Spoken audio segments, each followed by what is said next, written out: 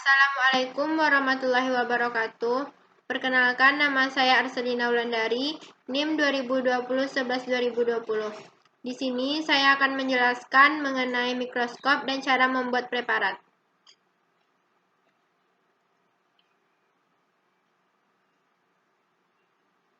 Robert Hooke tahun 1635 sampai tahun 1703 berkebangsaan Inggris yang dikenal sebagai penemu mikroskop majemuk tahun 1665. Dia adalah orang pertama yang meneliti sel. Sel dipelajari dalam bidang biologi yang disebut sitologi. Fungsi mikroskop. Mikroskop berfungsi untuk melihat benda-benda atau organisme yang berukuran sangat kecil. Macam-macam mikroskop. Mikroskop seiring dengan kemajuan ilmu dan teknologi, jenis mikroskop dan kemampuan memperbesar benda juga semakin maju. Ada beberapa mikroskop yang kita kenal, yaitu yang pertama mikroskop monokuler, yang kedua mikroskop binokuler, yang ketiga mikroskop sederhana, dan yang keempat mikroskop elektron. Mikroskop elektron memiliki kemampuan memperbesar paling tinggi, dapat memperbesar benda sampai 500.000 kali. Mikroskop ini menggunakan elektron sebagai ganti cahaya pada mikroskop cahaya. Satuan yang biasanya digunakan pada objek yang dilihat melalui mikroskop adalah mikron, 1 mm 1000 mikron. Perbesaran total didapat dari hasil perkalian perbesaran lensa objektif dengan lensa okuler. Misalnya, pengamatan menggunakan lensa objektif dengan perbesaran 45 kali dan lensa okuler perbesaran 10 kali. Maka perbesaran total adalah 10 dikali 45 sama dengan 450 kali ukuran semula. Bagian-bagian mikroskop. Yang pertama ada lensa okuler, tabung mikroskop, tombol pengatur fokus kasar, revolver, tombol pengatur fokus halus, lengan mikroskop, penjepit objek gelas, kaki mikroskop, lensa objektif, meja preparat, kondensor, diafragma, reflektor atau cermin.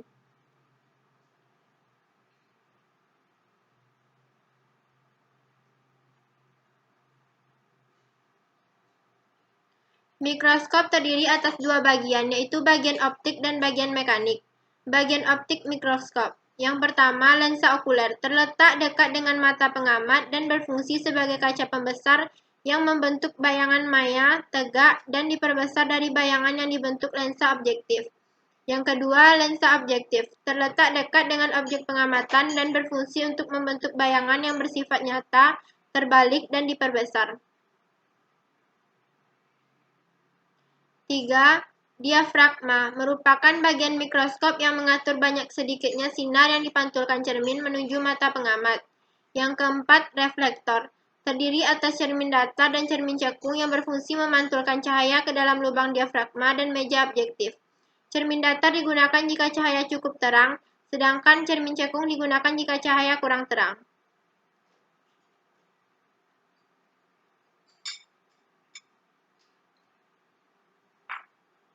Bagian mekanik mikroskop. Yang pertama, pemutar halus atau mikrometer digunakan untuk menaik turunkan tubus secara lambat. Yang kedua, tabung mikroskop atau tubus digunakan untuk mengatur fokus yang menghubungkan lensa okuler dan lensa objektif. Yang ketiga, pemutar kasar atau makrometer digunakan untuk menaik turunkan tubus secara cepat. Yang keempat, lengan mikroskop merupakan pegangan untuk membawa mikroskop. Yang kelima, revolver digunakan sebagai tempat meletakkan lensa objektif. Yang keenam, meja objektif digunakan sebagai tempat meletakkan preparat atau sajian benda yang akan diamati. Yang ketujuh, penjepit objek digunakan untuk menjepit gelas preparat agar tidak mudah tergeser. Yang kedelapan, kondensor digunakan untuk mengumpulkan cahaya yang digunakan menerangi preparat. Yang kesembilan, sekerup atau engsel inklinasi digunakan untuk mengubah sudut tegak lurus mikroskop. Yang kesepuluh, kaki mikroskop merupakan penyangga mikroskop. Cara menggunakan mikroskop. Yang pertama, mikroskop dibawa dengan tangan pertama menumpu bagian kaki mikroskop, sedang yang kedua memegang bagian pegangan mikroskop.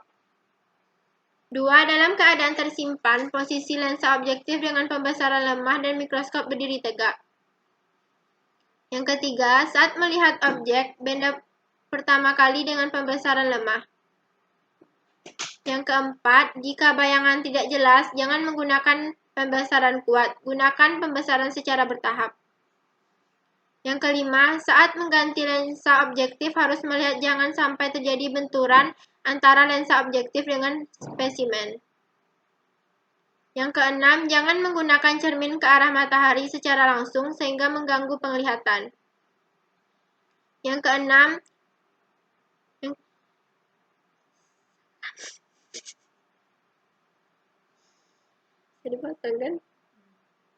yang ketujuh, sebelum digunakan untuk melihat objek, sebaiknya lensa dibersihkan dengan kertas lensa.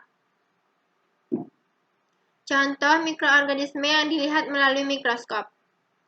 Ada bakteri, amuba, dan paramecium.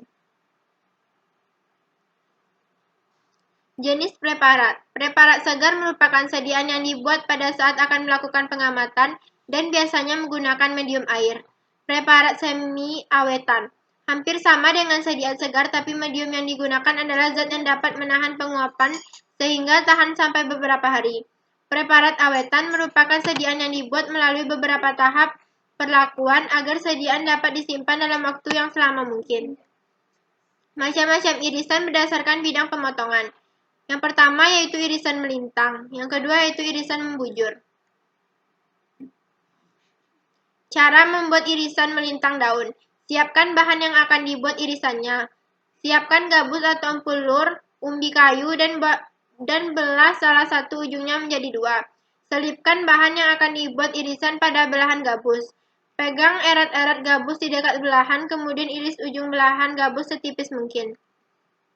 Buatlah irisan yang banyak dan tampung dalam wadah berisi air. Pilih irisan yang terbaik. Cara membuat sayatan epidermis daun.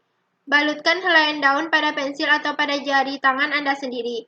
Buat sayatan setipis mungkin dengan arah sejajar permukaan helaian. Cara membuat preparat segar. Siapkan gelas benda dan penutupnya yang benar-benar bersih dari kotoran yang akan mengganggu pengamatan. Letakkan spesimen yang akan diamati pada gelas benda yang sudah ditetesi air secukupnya sebagai medium. Dengan bantuan jarum preparat, letakkan gelas penutup dengan posisi 45 derajat dari gelas objek. Pastikan penutup menyentuh tepi medium. Turunkan jarum preparat perlahan-lahan supaya ketika gelas penutup menutupi medium tidak ada gelombang udara yang terjebak. Jangan memegang gelas penutup pada permukaannya. Serat kapuk randu. Serat kapas.